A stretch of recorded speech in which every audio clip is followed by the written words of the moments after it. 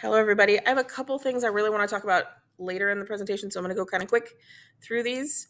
This is a double exposure example piece I used for my students. I did take these photos very recently, and I have a big portfolio of old photos I could have played with for the double exposure, but I made sure to just use fresh things to kind of mess around with. This is rainwater on like a ground that I took with my students, and then the photo references I've been using of myself. I was stuck in a staff meeting, ballpoint on paper. And I actually really like working with ballpoint. I think actually, it's more gentle than I think it is. It has to be the right pen, obviously, but there's something, it's really not a bad medium. This is, I got a fresh set of chalk pastels for my students, and I had a scrap of my fancy pastel paper. So I decided I have not worked with chalk much at all, a lot less than oil pastels. I was like, let's try it out for the sake of trying it out. It was okay. I like how it layers better than it goes on top of each other and mixes better than oil pastels, but I like the vibe of oils better. Okay, so I had the drippy pieces I did last week, and I was like, these are cool as like bases. Like I had done them last week as like finished objects, but I was like, what would I do on top of them? I was like, okay, I'm in this self-portrait mode. So I drew myself. I started with the red, and I was like, nah, it's not it. So I added the other colors, and I was like, okay. But I knew if I went farther with this, if I gave it like another layer, I would lose the kind of unresolvedness of it. I would lose the texture behind it, and I feel like it would have been a bad move to go further. So I left it this way. But I did learn from that one, and I did this one, and I like this one a lot better for me, my style. And I stuck with black and white and kind of really carved out my features. And I feel like this turned out like it was a fun exploration. I have two different sketches here I'm going to show you for studies. This one was just another plan for one of those 3D vessel women that I'm interested in manifesting maybe. I've started one. I'll show you that at the end, but this was kind of me playing around with another design. And then I have this one, and I mostly included this one so that you can see it's going to inform another piece that I do. And I did have multiple versions of this, and this is the final one, like final plan I came up with. Is it perfect? No, but I was intrigued by it.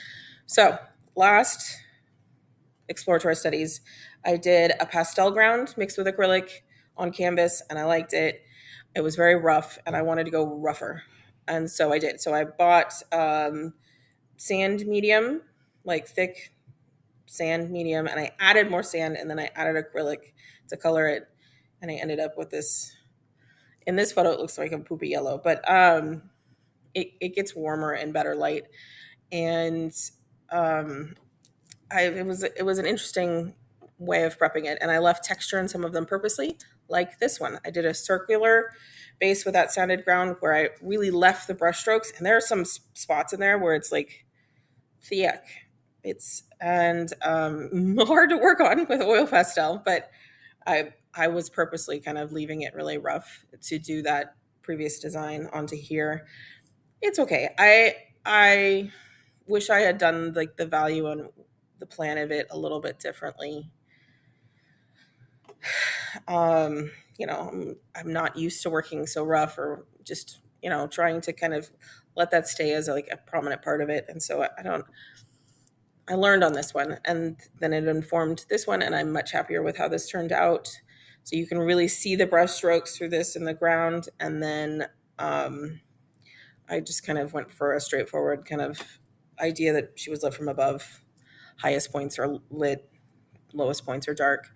And it's fun. And I would really love to figure out how this informs my artwork as like final pieces. Right now, they still feel like studies to me. And I'm trying to figure out like, how do I make these something I'm satisfied with on a larger scale with more complexity that makes me feel like I'm manifesting what I want to manifest for final artwork. So maybe Studio 3, it's something I can explore. I don't know, but I'm intrigued. And I'm not giving up yet with it. I want to share this. There's a comparison between last week's and this week's in regards to the texture. The one on the left is pastel ground, a lot less rough with acrylic mixed into it. And then this was sand medium with added sand and acrylic. And that's the texture I got. It's fun. And then finally, I wish I'd gotten a little farther on this. And I hope you kind of let me have process photos as my studies, because this is I'm not doing this in any small way. As a matter of fact, I'm quite worried that I've made it too large to start with, and it's not going to fit in my kiln. My kiln is pretty small. I'm not even going to get to fire it before the end of this class anyway, so it's fine. And I have a friend ceramics teacher. I'll probably ask him to fire it. But yeah, I'm gonna do this, and I'm hopefully maybe having another process shot, and then like hopefully a final result to show you at the end of the next exploratory studies. I love the feet and like the calves. Like I'm happy with like this front part, but I just finished like the butt as I was finishing yesterday. It's way too small. I need like thicker thighs and a thicker booty.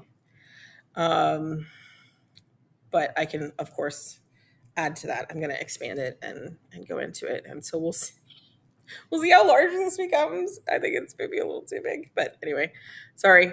I really love the feet. Like I had them separate, and I was messing around with like what form, like, I've got a couple different plans. Which one am I going with?